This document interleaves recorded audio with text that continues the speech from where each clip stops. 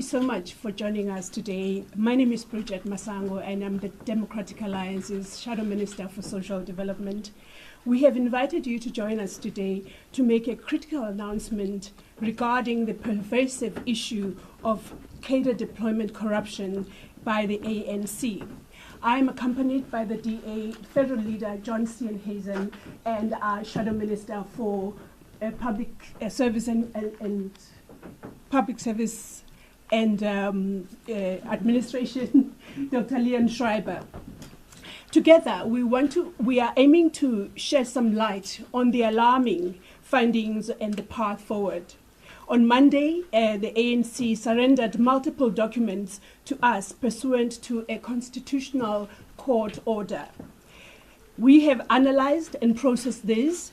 We have used our human resource capacity and digital document reading technology and AI to properly analyze what they contain. This is a matter of grave national importance.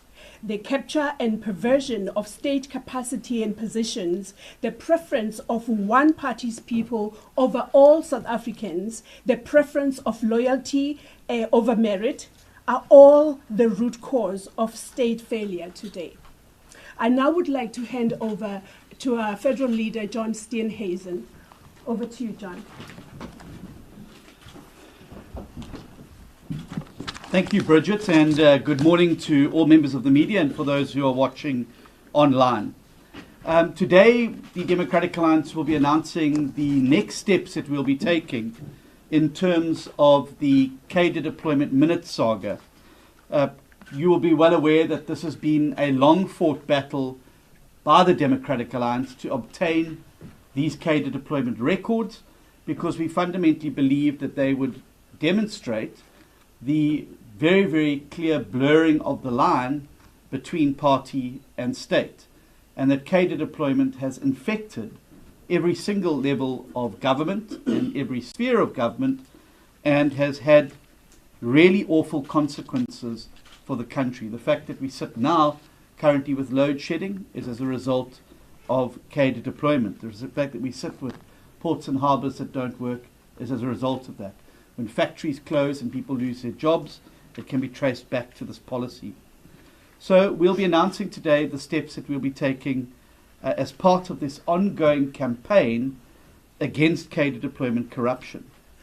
And using the precedent created in our recent court victory in the Constitutional Court, we are going to be launching a contempt of court application against the ANC to obtain the copies of emails and WhatsApps that are relevant to the period when President Cyril Ramaphosa served as chairman of the ANC's cadre deployment committee between 2013 and 2018, which we know from past experience and from the Zondo Commission was the height of the state capture process. We will also today be filing an application for leave to appeal the North Gauteng High Court judgment that was handed down on Tuesday. The ANC failed to include President Ramaphosa's own emails and WhatsApps in the material that it handed over to the DA, despite the fact that Mr. Ramaphosa was the chairman of this committee during this period and was one of the recipients of the emails and WhatsApp messages in question. He ultimately bears responsibility for the operations of this committee, but has failed to depose an affidavit confirming he has no documents or information for this period, instead choosing to rely on the dog ate my homework approach. The DAs yesterday issued a letter of demand to the African National Congress for it to fully comply with the Constitutional Court's order with a deadline of tomorrow. If they do not adhere to this demand, we are going to be seeking a contempt of court ruling that includes prison time, aimed specifically at the Secretary General, Fikile Mbalula, who has acted on behalf of the ANC in this matter. We will use the precedent created by the case of Jacob Zuma when he was sent to prison for similarly being in contempt of a Constitutional Court order. And finally, we will be pursuing criminal charges against ANC officials involved in the destruction of information as part of the blatant cover-up campaign to try and wipe President Cyril Ramaphosa's fingerprints off of the cadre deployment records. In our legal letter sent to the ANC yesterday, the DA has pointed out that the ANC has failed to comply with the court order in a number of material respects. One, extensively redacting the documents. Two, providing no information for a 5-year period during of which Mr. Ramaphosa was the chairman. They've also failed to provide a list of all decisions taken by the cadre deployment committee as ordered by the court. They've impermissibly restricted communication disseminated during the year 2020. They've furnished illegible documents. They've destroyed documents while the matter was pending before the court. They've failed to adequately explain the steps taken to locate the information, including all information from President Ramaphosa himself as the chairperson of the committee, and thus a recipient of any and all information and documents pertaining to it. And they failed to provide minutes that were not formally adopted, even though the court order obliges the party to hand over all of this relevant documentation. I'm now going to, after announcing these steps, hand over to Dr. Leon Schreiber to take us through what has emerged from these current minutes and why it is absolutely essential that we seek access to the things that are very clearly being deliberately hidden from the public and from ourselves in what we regard as a violation of the Constitutional Court's order. Leon?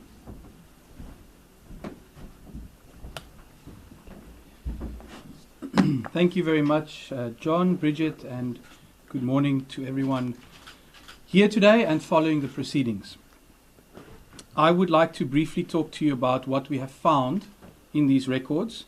I'd like to express my appreciation to the media for the work that they have done in also going through 1,300 pages of these records, but I do want to share our sense of what's in this. The first thing is that these records, 1,300 pages of them, reveal to us how ANC cadre deployment works. The ANC controls both the demand side and the supply side of senior administrative roles, positions at SOEs, boards, entities, and independent state institutions. On the supply side, it interferes by having built a database of loyal ANC cadres who are ready to take up powerful positions in the state as they become available. The cadres apply to the deployment committee that sits at Luthuli House in Johannesburg for inclusion on the cadre database. Their abridged CVs are uploaded to a file called database list. They are then each assigned a database list number ready to be deployed on decision of the committee.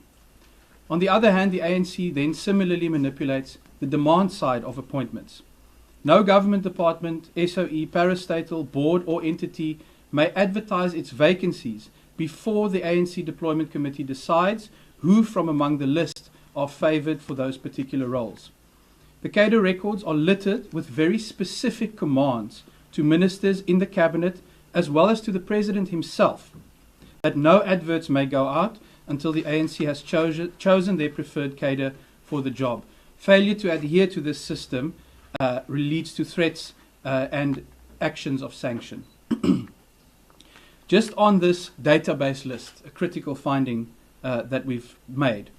It contains hundreds of names and in many ways is one of the big smoking guns out of these records. The database essentially works like Take-A-Lot for ANC cadres. When a vacancy arises, the committee will pick a name from the list and on they go for delivery into high-paying government positions. In ranking the database critically, the Cadre Deployment Committee considers loyalty to the ANC as the number one criterion. In fact, there is even a ranking of loyalty that determines how soon a cadre could be deployed to an influential role. At the top of the list is something that they call a true cadre of the movement, an ANC member and long-standing activist. The database list that we have in our possession is seemingly out of date, but it has 46 persons at the highest rank, true cadre of the movement. When a position is to be filled, but no true cadres of the movement are available for that role, next in the ranking would be an ordinary ANC member. The committee often, as you can see from WhatsApps, the parts of it that are not redacted, scramble to find appropriate people. If no ANC members are available, the third position on the ranking would see the committee then look at ANC supporters or known sympathizers. And finally, right at the bottom of the list, despite the need for skills, experience and excellence in the public administration, only then would a person who is classified as a non-ANC member be considered. This ranking based on loyalty to the party ensures that ANC people are always preferred above skilled but non-political applicants. It can best be summarized in the following sentence.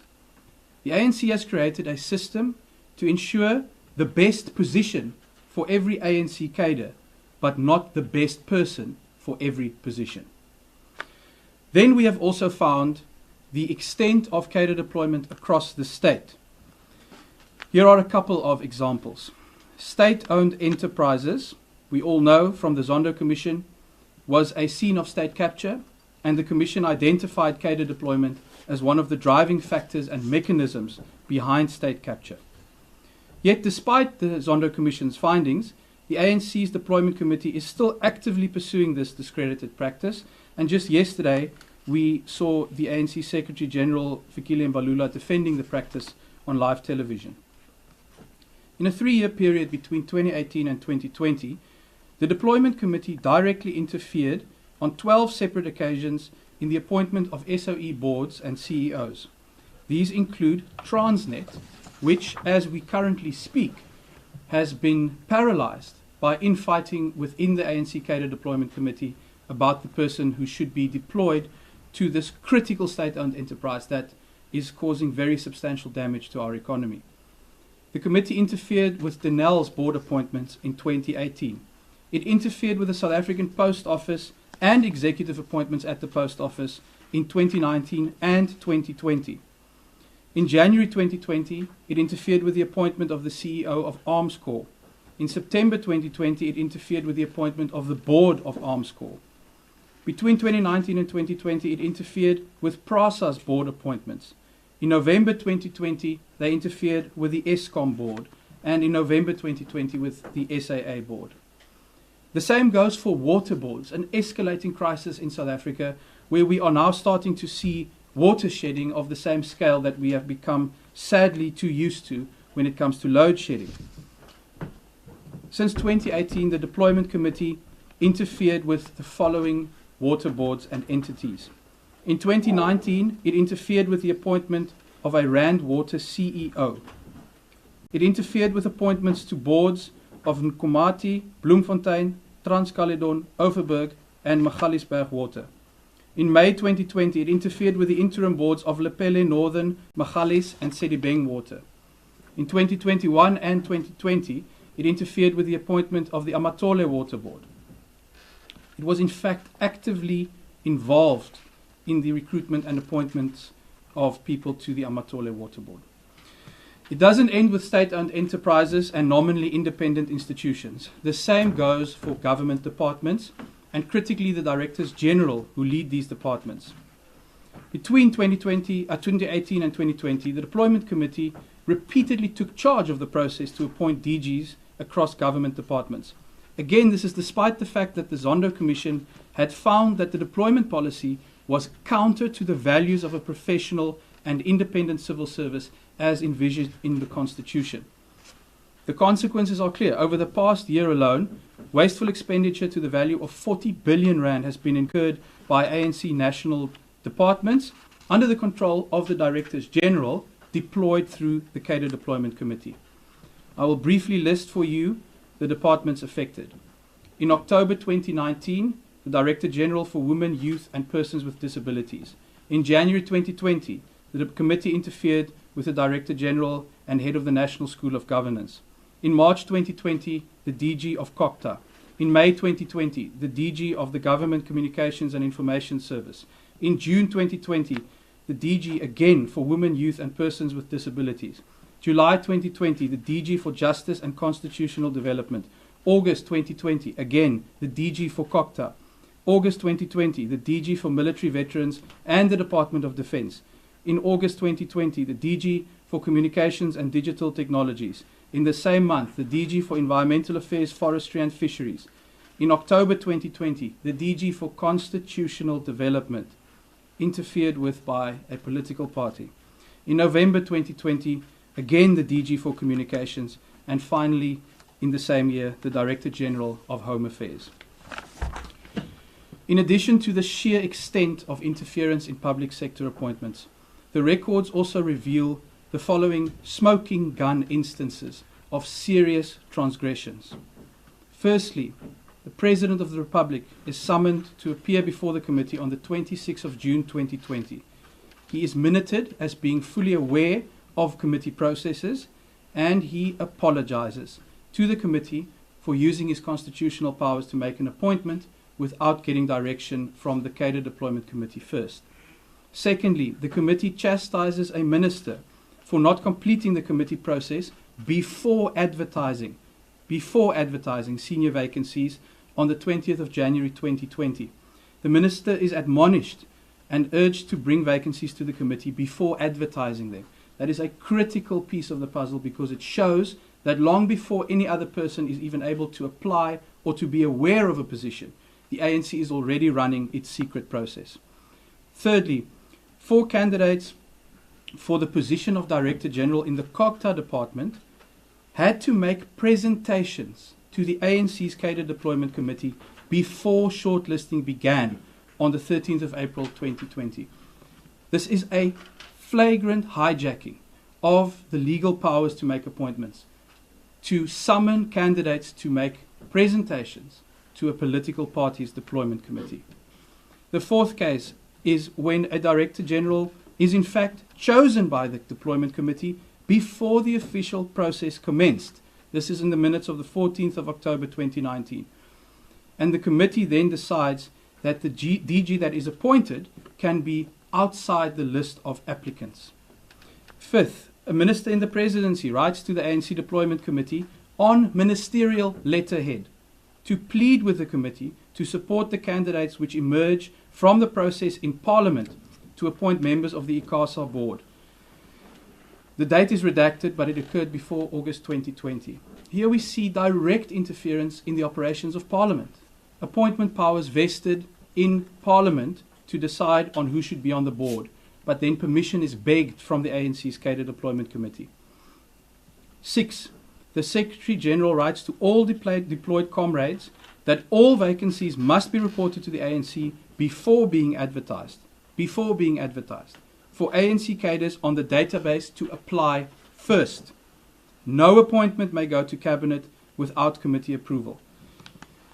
Once again, that demonstrates both the supply and the demand side of cadre deployment. There is a database list, and before a process may commence, the people on that database list must be given the inside track according to the deployment committee. Finally, and very tellingly, after the DA started fighting back hard on this issue, the committee notes that it has become, quote, hesitant about putting things into writing. That is said in a WhatsApp on the 17th of August 2020. I conclude by outlining information that is missing from these records. As Mr. Steenhuisen announced, if the ANC does not fill in these critical gaps by tomorrow, the DA will take them back for contempt of court, and we will pursue prison time for Fikile Mbalula. The minutes that are missing, we can deduce from the files in our possession, are all minutes prior to 2018, which coincidentally happens to be when President Ramaphosa was the chairman of this committee. He has not furnished any of his emails or any of his WhatsApps.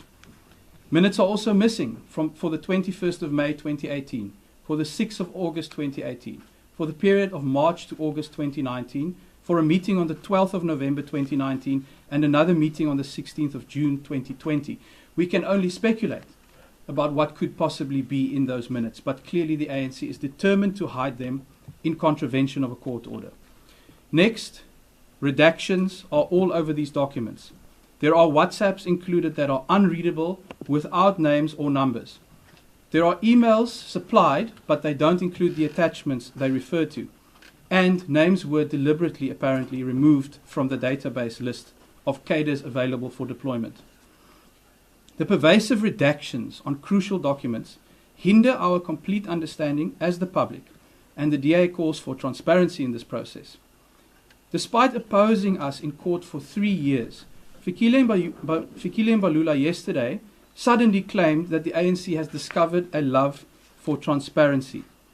I conclude by pointing to this WhatsApp messages from the ANC's Cadre Deployment Committee WhatsApp group, and I simply ask you, does this look like transparency to you? Does this look like compliance with the Constitutional Court's order? I think not. I now hand back to Mr. Steenhuisen.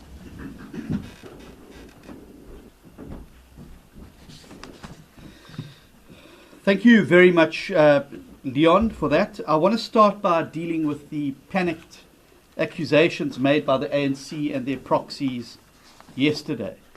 It is clear that the DA's success now in exposing their dirty cadre deployment secrets is causing major political damage to the ANC. After trying to ignore this issue and prevent us access to it, the ANC has obviously suddenly woken up to the idea that the general public out there, just like the DA, abhors cadre deployment and is fed up with cadre deployment and the effect that it has had on our economy and in our politics in South Africa. So they've now resorted to projection by trying to accuse the DA of the very thing that they see. There exists no database in the DA of people who are to be favoured for public appointments. And unlike the ANC, the DA does not compile a shortlist of favoured candidates or instruct political office bearers on who they should appoint. Before I became the leader of the Democratic Alliance, the DA's federal executive requested mayors to inform it when making some top-level appointments, precisely to ensure that there was no deviation from the recommendations of independent selection panels, and to prevent any type of cronyism from taking place. This was done precisely to ensure merit-based appointments in the context that was created by the 2016 local government elections, when the FedEx realized how vulnerable appointments in coalition governments were to manipulation by most notably the EFF and other parties. This brings me now to the old letter by Anton Bredell that the ANC has dishonestly twisted and which Cameron Dogmore brings every year to SONA to try and create some moral equivocation. I would encourage members of the media and the public to read the letter to the end, because if you see that letter in its full context, not the small portion the ANC wants you to read, it asks precisely why there was a deviation from the person who's in possession of an Afrikaans dictionary will be able to determine what clearly the difference is between a keuringspaneel and a cadre deployment committee. This constituted a blatant lie to cover up the fact that the reality is that this letter was written precisely to prevent the appointment of an unqualified individual who was not the first choice of the independent selection panel. Nonetheless, shortly after I was elected as the DA leader in 2020, I asked FedEx to do away with this provision, that it should even be informed of these appointments. And this was designed and done precisely to avoid the further abuse of any such future abuse of any of the provisions, as well as to prevent the type of deliberate misinformation that we now see with Bredell's letter. The truth is simple. Unlike the ANC, the DA has never and will never subvert legal appointment processes. And our proud track record of good, clean, accountable government is built precisely on our rejection of cadre deployment. The proof is in the pudding, and the clean audits, clean governance that's delivered in DA-run municipalities is the best proof that people need. So despite the ANC's best efforts to try and bait and switch, and to try and change the conversation because it doesn't suit them, we will not be distracted from our continuing fight against cadre deployment. And in concluding today's announcement, and before you ask questions, I would like you to have a look at the easel alongside me, because there's a very, very clear distinction that clearly some do not understand. On the top side of the easel, you will see lawful political appointments that are allowed to be made by politicians. These are all linked to the term of the office bearer concerned. If that person leaves office, those people leave along with them. This is a practice that happens the world over. And I notice with interest the ANC's attempts to now try and portray some appointments that were made in terms of these provisions to try and pass them off as what are the clear guidelines about how civil servants should be appointed. So, where you see this section here, it is improper for politicians to interfere in the appointment of those positions. And I would ask the media, when they're confronted with the bait and switch operation, to bear in mind this clear distinction, where the political office bearer appointments begin, but also where they end. These people leave when the political person leaves the office. These people remain employed for time immemorial in the civil service and become part of the public service. This is where cadre deployment has infected the South African environment.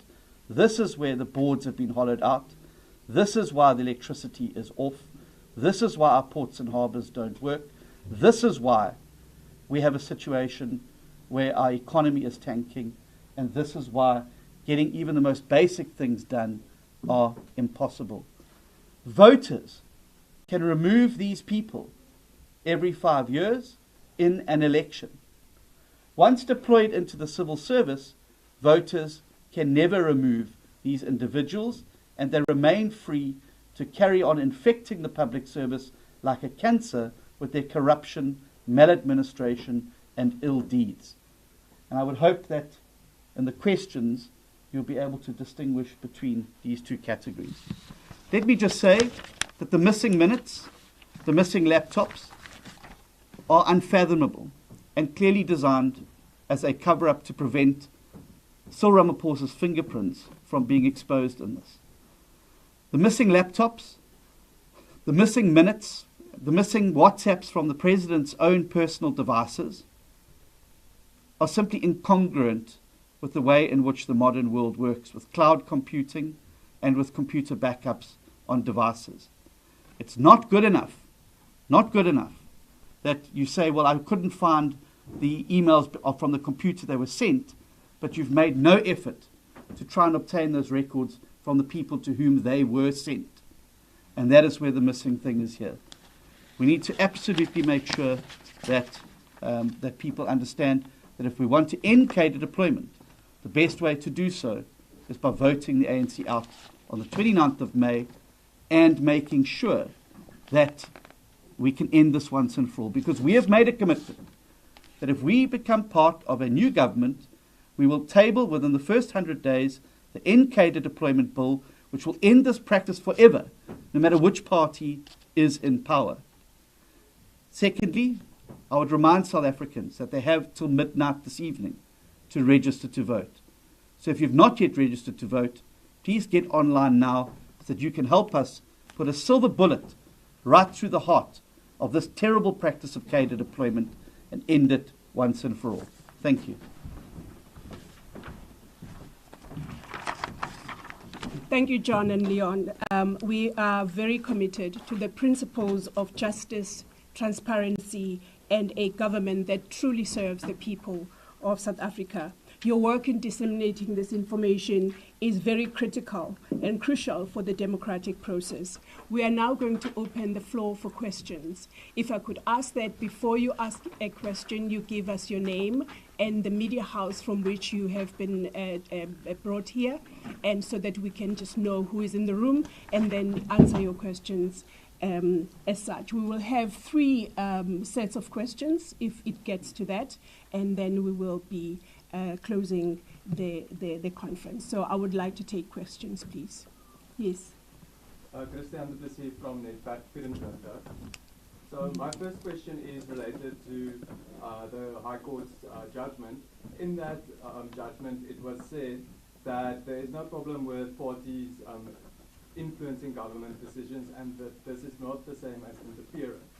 So my question is, what makes the DA so certain that the ANC's cadre deployment committee interfered with appointments as opposed to just making recommendations? And secondly, Bongani Boloy, the former mayor of Midvaal, said that the FedEx had to approve all appointments at senior positions in municipalities. Would you just comment on that? Thank you. Thank you. The next question.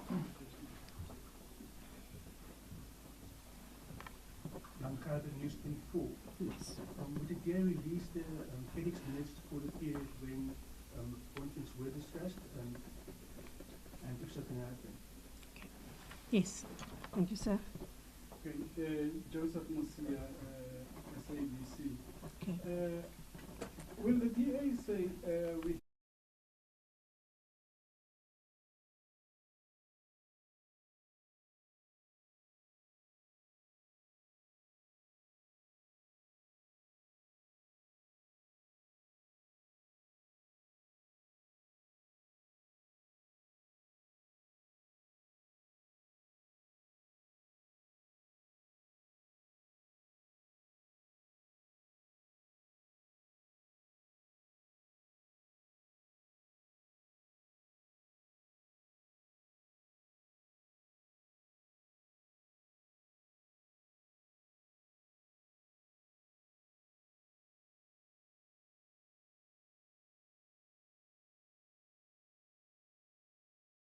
Right.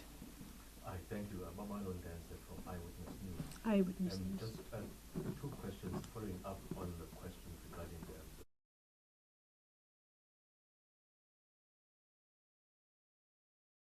response to comments that were made that during when he was leader of the DA, there was, whether unofficial, because there is no independent committee in the DA, that a similar practice was, put in place during, and he was responding to that. And another question, John mentioned that there are no fingerprints of the president in the minutes. They seem to have been wiped off by the ANC. Whose fingerprints are in these minutes mostly? And could you just give us a few names? Who are the ANC officials who are basically in these minutes that you can identify? Great. Shall we take those and then we'll continue? Thanks.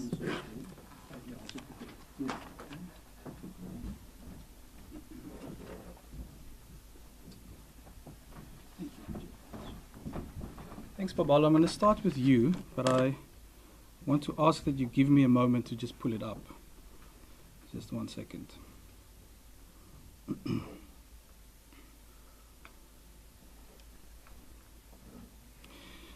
So what we see in the minutes is that they start every meeting by recording attendance, and that gives us a good indication of who's actually present. So as you know, the practice is that the deputy president is the chair of the committee. So, for example, here we have one from shortly after Mr. Ramaphosa became president. This is from the 11th of May 2018. You can see the chair here is David Mabuza, of course, who was the deputy then. And then you have Jesse Duarte, who was the coordinator at the time. Then you have the following members: Sudumo Dlamini, Mildred Olifant, Sifiso Buthelezi, Susan Shabangu, Natso Kumalo, Shumbuzo Mpanza, Soli Petwe, Mwekho Matuba, and there's an apology from Dr. Nkosazana Dlamini Zuma. So it indicates to you some of these members of the deployment committee, and they put it in brackets, are members of the ANC Youth League. There's a person from Sanko. There's a person from Kusatu, Soli Petwe, and a person from the ANC Women's League. So you can see that there's representation from across the party. It does fluctuate a bit, I suppose, determining on membership at the time, but you can always be sure that the Deputy President is the chair, and it appears that the practice is for the Deputy Secretary General to be the coordinator or the secretary. So that's what we have in terms of those particular names, and we can easily deduce during President Ramaphosa's time, he would have been listed as chair in these same minutes. The other thing I would like to address, Christian, your question about what's the distinction essentially between interference and influence. And there's a very important line in the court judgment. And as Mr. Steenhuisen has indicated, we've just finalized our papers. So we will be appealing partly on this basis, because it speaks about a bright line of separation between party and state that must be upheld. And our view is, if you pay proper attention to the minutes, that is really the smoking gun here. This is not speculation, it's not conjecture. Read the minutes and you see even a single example where a minister is told, do not make the appointment now. Let's just leave it at that. Even if it is just at the instruction of the cadre deployment committee to postpone an appointment. That constitutes administrative action. That constitutes an interference in a decision of the minister, because even in that benign case, it will delay the appointment. But then, obviously, if you go through the minutes, it goes much further than that. There's one instance where Minister Pravin Gordhan is told that for a particular board appointment, there are 12 vacancies. He can go ahead and fill 6. The deployment committee will fill the other 6. These are clear violations of that bright line of separation between party and state. And it is exactly our case that a proper understanding of the minutes, not of conjecture, not of speculation, but of the minutes and of the records that we have in our possession and that we put before the court. These particular minutes were before the court, the ones that were serving at the Zondo Commission as well, that is more than ample evidence to actually demonstrate it goes well beyond influence and amounts to direct interference. I think those are the two I'm covering. Thank you. Thank you very, very much. I think that the problem as well with the judgment is that it creates an imaginary line between the interference of the party and the state. But as we've seen from these minutes, as lines definitely don't exist. To the allegations made by a former disgruntled member of the party, I would just simply say this, that since his announcement, Mayors Papas, former Mayor Trollip, and a variety of other mayors in the party have come out to completely refute what he has said. The DA has never interfered and selected municipal managers or senior municipal managers in any municipality ever. And there are no minutes that would record that, because those deliberations and considerations did never take place. The sole thing that the mayors were required to produce was to indicate the process that was followed. And as I said, this is precisely to avoid a situation where a mayor or a mayor in a potential coalition could end up with a Floyd Brink or somebody like that being punted for a senior municipal position, and to make sure that whatever process was followed was a fair, open and transparent process, and that the candidate ultimately selected was the best person for the job. We've never asked for the political affiliations of municipal managers or any other senior staff in any municipality where we are at. Such would be a violation of the Public Service Act, but it would also be a violation of the very, very principles which we believe have underpinned our ability to produce a government that produces clean, accountable governance across all government departments, that spends money on the people and not the politicians, and which gets the basics of service delivery absolutely right. It is impermissible for any municipal manager to be a senior member of any political party. So I think that answers that question. If people are members of political parties, that is their prerogative, and they are entitled, as the Constitution permits them, to be supporters of political parties. Was the ANC foolish? No, I don't think this is an act of omission. I think this is a malignant act of commission, where clearly people were chosen based purely on their loyalty to the party and not on their ability to get the job done and not on their skill set. So I don't believe it was foolish. I believe it was a determined practice to do it. But I also think that you make a mistake if you focus on the person and not the process. Cadre deployment is about the process. And where people are selected after a fair, open and transparent process in which they've emerged as the best candidate, that is not cadre deployment. Cadre deployment is manipulating the process from the beginning to match the personality. So yes, you will find individuals who have left politics and have gone on to fulfill roles in various governments and other places. But what you've got to go back and look at what the process to select them was. Was it an advertisement that was fairly placed? Was everybody given a fair opportunity to apply for that job?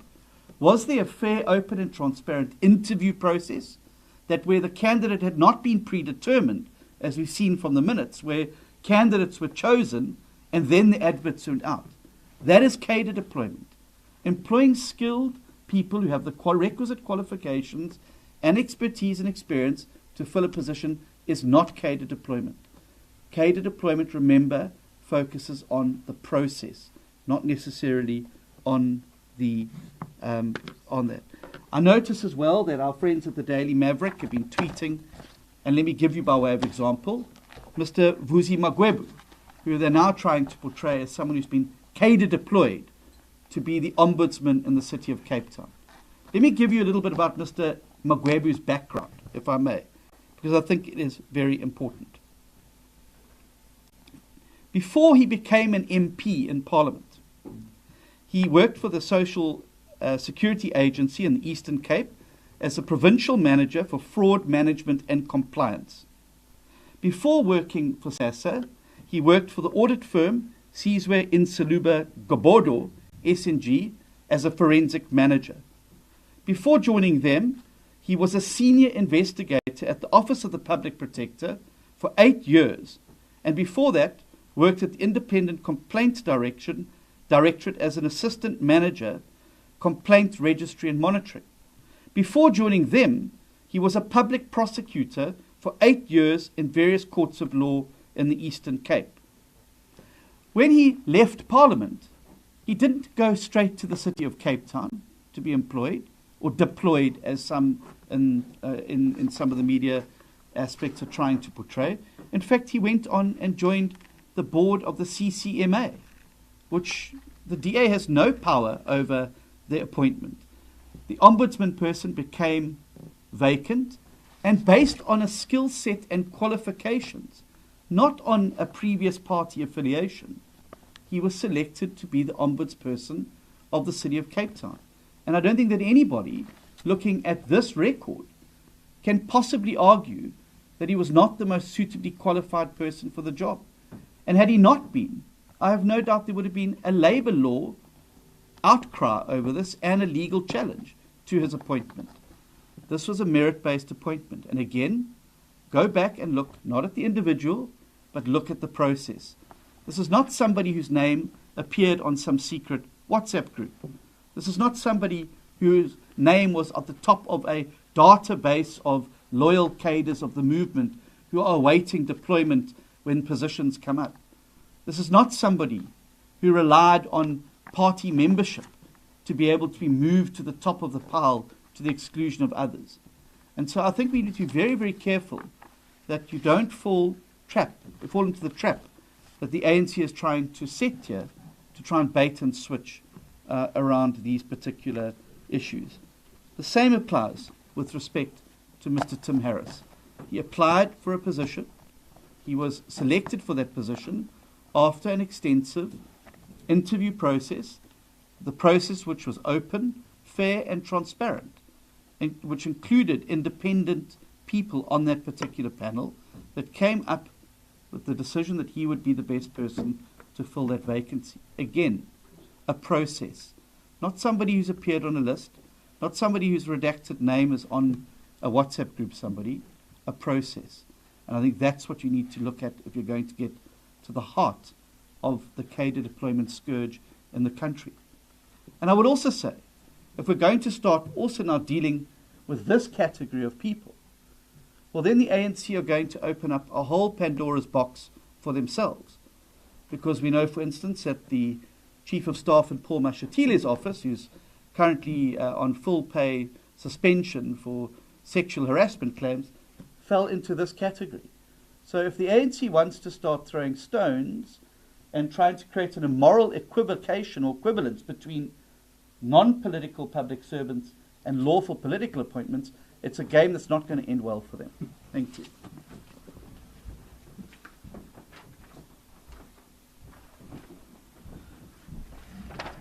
Thank you, John and Leon. And I believe we have covered the questions that were posed. And sorry. Oh, is there a follow-up? Go ahead, sir. Hi, thanks. My name is Mulelani from SABC. I think the question that was raised by Jan has not been answered. The framework that you use as the DA, will you make those minutes available? Okay.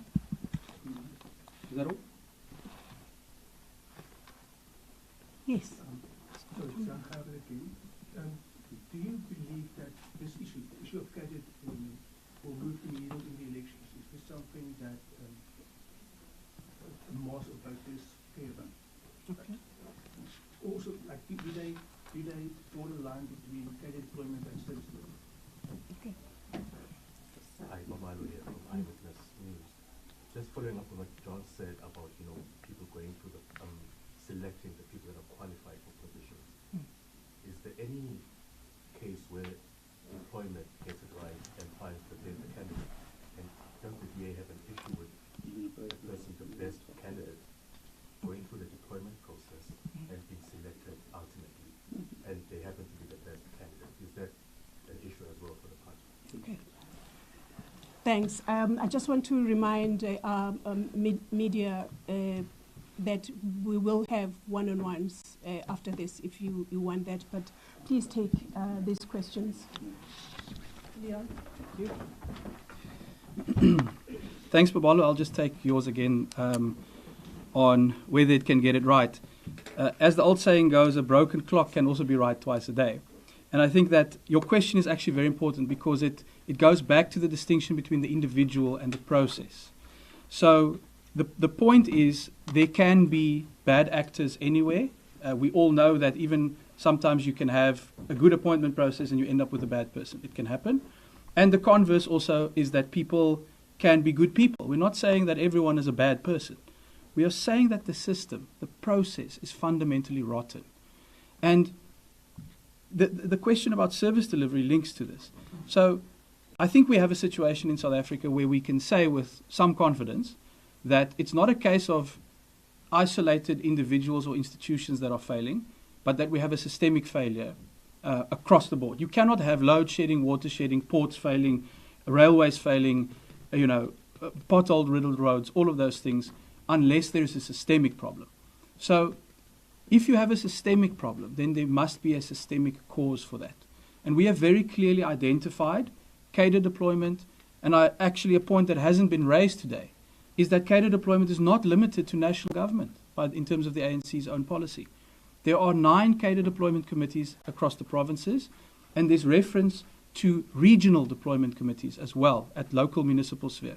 So I can say to you now that we are going to extend that fight. This is not something that dies at national government level. This is something that permeates throughout the state. So when you poison the well of the process, then 1 or 2 people may survive the poison. But what you end up with is undrinkable water and a broken system. That's what cadre deployment has bequeathed us, and I think it re-emphasizes that we must look not at the individuals, not necessarily at the people. Of course, if they are corrupt, they must be held accountable individually. But what we need to fix is the system and reform it so that we can separate party from state for all political parties. This is the great irony in this whole attempt at bait and switch from the ANC, is that if there's an issue, if the ANC has an issue with cadre deployment, why didn't they support the End Cadre Deployment Bill? It was in front of them in Parliament. They were the only party that objected and blocked that bill from going into law. So let's then go and reform the state. Let's have transparent, fair, merit-based processes where any person from any party, from any background goes and applies, and you have a fair process with a fair outcome. It does not make sense that we would poison our own wells constantly by interfering and allowing this kind of interference. I will end off by saying I don't think that many South Africans would accept the idea, frankly, of Bafana Bafana or the Springboks or whoever being chosen by the ANC's cadre deployment committee. I think there would be an outcry. Can you imagine that? Why do we accept it when it comes to electricity? Why do we accept it when it comes to railways? Why do we accept it when it comes to the water we have to drink to survive? That is the fight that we are waging. Thank you, Baba. Yeah, thanks. I just want to re-emphasize the point Leon has made, and that is if the ANC is so convinced in their myth that the DA is practicing cadre deployment, well, why don't they get behind the legislation and let's end the practice once and for all, where it won't matter who's in power after the election. Let's have a professional civil service that's going to actually deliver for people and for their needs and wants, and not the needs and wants of politicians. So if there's nothing, if the ANC and Fikile Mbalula are obsessed about this mythical creature of DA cadre deployment, for which there are no minutes because we've never practiced cadre deployment, then they must support the bill or table their own bill to end cadre deployment. But for goodness sake, let's just do something to end this before it collapses the ability of the state to get even basic things right. Because nobody, I believe, wherever they may be in South Africa, can accept that this is the situation. Jan, you ask a very, very good question. And that is that, do I think this is going to be a matter in the election? I absolutely think it is. Because I think that South Africans are starting to join the dots. They're starting to join the dots about why they've lost their job at a factory that can't keep open because of load shedding. They are starting to join the dots about why the fact that their taps are running dry at home. They're starting to join the dots why they have an ineffective, inefficient police service that keeps them safe in their homes. They're starting to join the dots why their children are getting a substandard education where 82% of grade 4 learners can no longer read for meaning. They're starting to join the dots why the cost of living is going through the roof, and that is because the state's ability to do these things has been so fundamentally hollowed out by cadre deployment that these government departments cannot do their job. We've got an electricity generator and supplier that can neither generate nor supply electricity. We've got a state airline that can barely keep in the air. We've got state mining companies that cannot mine. We've got ports and harbours that cannot import or export goods out of it. And all of that can be traced back to cadre deployment. And the big dot that is going to be joined, I believe, in this election is the fact that state capture, which Judge Zondo has done an excellent job exposing, would not have been able to take place had it not been enabled by cadre deployment. Because you had to put the cadres into the positions before you could then capture the state. So when the government talks about fighting state capture and fighting corruption, it is a hollow promise. Because unless you pull out the root cause of the problem, die wortel van die kwaad, if you don't pull that out of the ground, state capture will happen again, just with a set of new actors. So let's get this legislation out there. Let's stop pretending that this is a victimless crime. The victims are the 30 million people trapped in poverty. The victims are people who live in insecurity. The victims are people who are struggling to put food on the table. And I think those are the election issues. And we're going to, if voters have not started to join the dots, Jan, in this election, we're going to be joining the dots for them. Because every single calamity and crisis that we face can be traced back to state capture, the genesis of which was the original sin of cadre deployment. Thanks very much. Thank you so much. As I mentioned earlier, there would be opportunity for one-on-one interviews as we have now come to the end of this media briefing. I want to thank you so much for your time and for your attention. Thank you so much. Thank you very much.